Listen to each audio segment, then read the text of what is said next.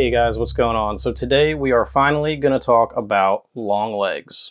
So initially I had meant to review this movie right when it came out, but life got in the way, and I wanted to try to see this a second time before making this video. Didn't manage to do that, because I'm sure there would be a lot more things that I could catch on a repeat viewing, things that would perhaps elevate the experience of the movie and make me have just a little bit more to talk about in the process. But I wasn't able to do that, and so I got to debating whether to even make this video because we're so far removed from the initial release date that eventually I just said, fuck it, let's just make the video. So, Longlegs. There's a lot to get into with this one. First, I'll kind of paint the picture for my viewing of this movie in theaters. But before I do that, I have to take you back to May of this year, back when I saw The Strangers Chapter 1. I walked into that movie without any expectations, really. I pretty much thought it was going to suck. And when I walk into the theater, it's a full theater. And I'm like, oh shit, everyone is going to be talking through this fucking movie. It's going to ruin the experience, right? Well, actually, what wound up happening was that movie did suck, and the theater did talk throughout it, but that actually wound up making it a fun experience. Because anytime something dumb would happen in the film, everyone in the crowd would start cracking jokes, and someone would say something funny, and it would make the whole theater erupt into laughter. And it actually managed to salvage the entire experience, because if I had went and seen that by myself in an empty theater, I would have just been sitting there like this the whole time. What the f? So, thankfully, that didn't happen. But when I sat down for Longlegs, it was a similarly crowded theater, and I'm like, oh, fuck, dude. A movie that I'm actually excited for, people are going to be talking throughout the whole fucking thing, and I was so nervous. But then, from the first frame of this film, once it began, nobody said a fucking word. And this theater was full, and nobody said anything. They were immediately locked into the movie, and that was it. For 100 minutes, nobody said a word, and it was awesome. Because you could just feel the tension in the theater. You're surrounded by people, but nobody's saying anything, and you're all having this shared experience. And that's what makes movie theater so awesome, as a quick aside. Seeing a dope horror film like Longlegs in a crowded-ass theater where everyone is having this shared experience, it's great. We might get that once or twice a year if we're lucky. So I'm really glad that a film like Longlegs came along when it did. So to me, when something like that happens, to me, it's like observable proof that the movie you're watching is objectively like of some sort of quality, right? Because for my experience with The Strangers to be the way that it was, and then my experience with Longlegs to be the same way, both were seen on like a Friday night around 7:30, like prime time, full crowd. One, nobody was taking it seriously at all, and the other, people were very much invested in what was going on. So to me, like, I know film is subjective, but for an experience like that, and I would be willing to bet that a lot of you watching this had a similar experience where nobody was really hopefully, nobody was really talking through your showing of Longlegs. Maybe I just got lucky, but I don't know. To me, like, that's an observable thing that you can look at and be like, this is a quality film here. So I guess you kind of know my feelings on the film already. Obviously, I really dug it because for the same reasons that a lot of others are saying, Longlegs is a movie that, for me anyway, from the first frame, it grabs you and it really doesn't let go. There are moments of levity in this film. There's actually quite a few moments of just actual humor, which I feel like you kind of need in a film like this, because otherwise your audience, you're going to lose them at some point, or they're just going to be so goddamn tense, and every now and then you kind of need like that little tiny release, It's not like a gut-busting joke or anything like that, but what you get is definitely something that, kind of makes you go, oh, okay. You can kind of breathe a little bit, and then it's right back into the tension. Now, let me back up a little bit here. Going into this film, I was well aware of who Osgood Perkins is. I actually did a video on horror movies set in the snow, where I talk a little bit about The Blackcoat's Daughter, which is a film that I really enjoy, and one that I think needs to be seen by more people. So I was already hyped because it's a new Osgood Perkins film, and I'm into his films. I knew Micah Monroe was going to be in it. I'm a big fan of hers from films like It Follows and The Guest. And then finally, I knew Nick Cage was attached. And so right there, I'm like, okay, I'm in. Based on that information, I didn't watch any trailers for this movie. I didn't watch anything. I didn't look at any promotional material outside of just like posters and that kind of thing. Didn't watch interviews until after I saw the movie, of course. So I went in like a blank slate.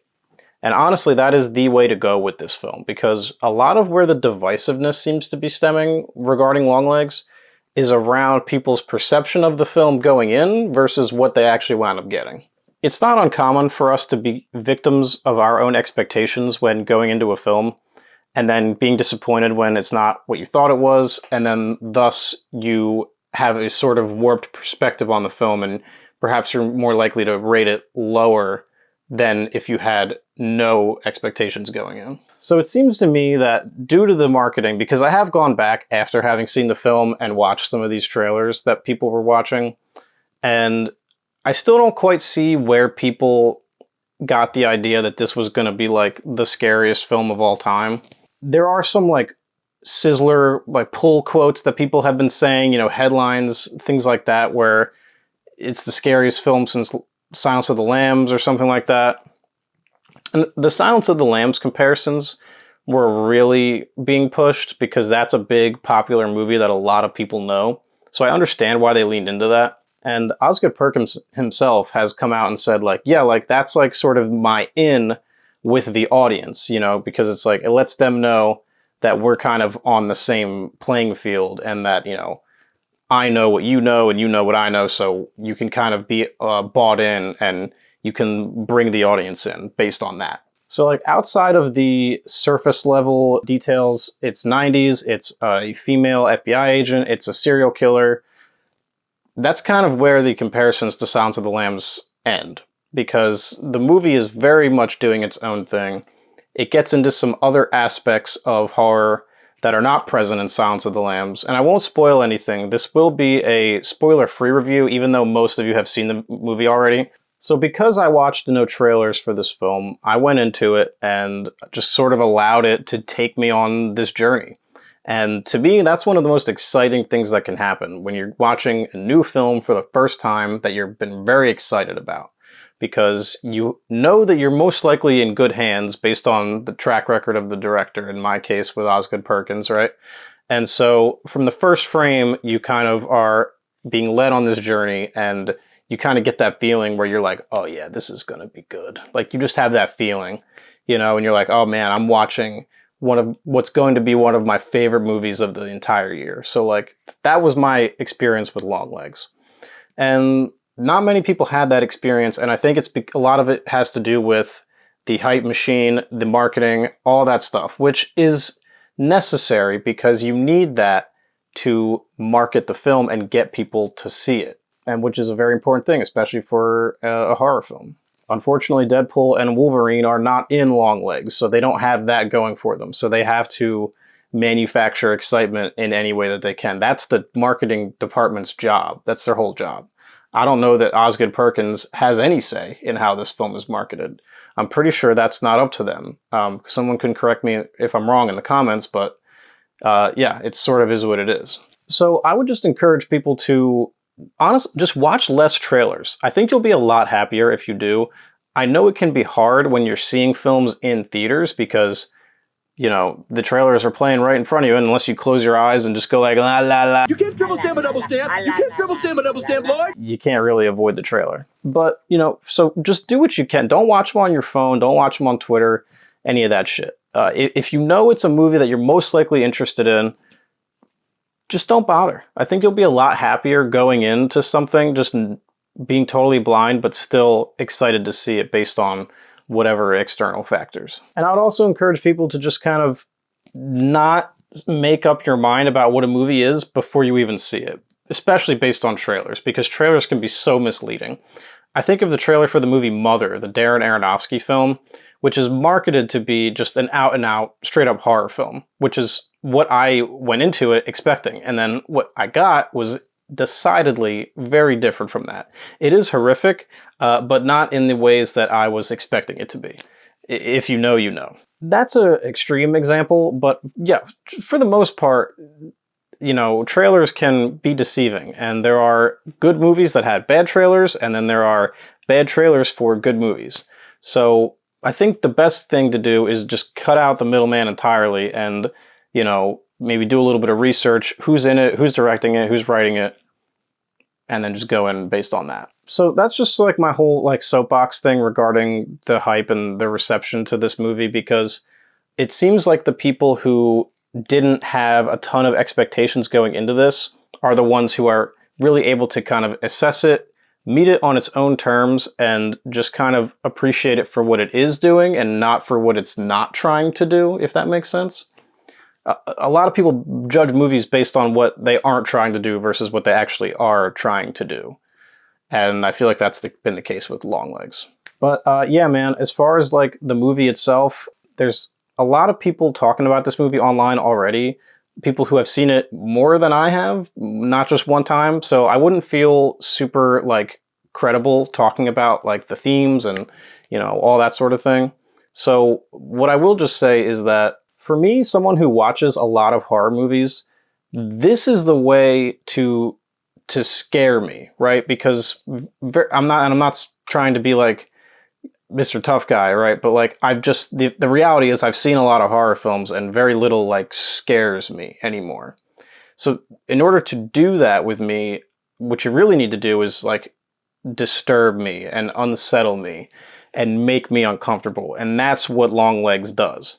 Because you're going to startle me with some jump scares. Like plenty of movies can do that, but I forget about those as quickly as they come. What you need to do to be memorable and really, be of worth, in my opinion, frankly, is generate that emotion that so few horror movies are able to do, where you can get under my skin, you can linger in the back of my brain for weeks on end, like this movie has, and just really be something special. And I really think that's what Longlegs is. So yeah, this movie's unsettling. Those are my thoughts on it. So yeah, that's sort of my thoughts on Longlegs and sort of the conversation surrounding Longlegs. If you're watching this video, then you've most likely seen Longlegs by now, and I'm not going to be the one to either sway you in favor or against seeing it. Yeah, this has just sort of been my 2 cents on the whole thing, and I really just think this is a very effective movie, and it does what it's trying to do very well. A lot of people have been like poking holes in it, citing like logic issues and like things like that, and like inconsistencies with the plot and stuff, and it's like, I feel like that's just so not the point. And I understand that for some people, like, that's just going to bother you, and you're not wrong for being bothered by that. I just think that with films, you generally speaking, it's important in some films, and in others, it's just not. And I think director intent has a lot to do with that, where if you're distracted by that sort of thing and not invested in all the other interesting things that are happening on screen, then maybe the movie's just not for you. And that's okay. Not every movie has to be for everyone.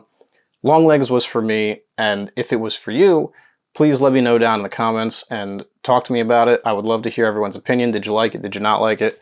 Are you going to buy the Blu-ray and the 4K? I definitely am. This is like top 5 movie of the year for me, and I can't wait to rewatch it and give it a second viewing and try to catch some of those little devils in the background that everyone keeps talking about. Alright, so that's my Longlegs review. I know it's been a little bit of a long time coming. I don't really go into the movie too much. Hopefully that's cool with you. I was more interested in just kind of talking about the conversation around the movie and not so much of the movie itself. So hopefully that was interesting for you guys. I have a lot more videos planned. Summertime is just crazy for me. Fall is when things slow down and I have more time to invest in the channel. So videos are still coming. I have a lot of fun stuff planned for the fall, so stick around. Alright guys, so with that in mind, please take care and watch more movies.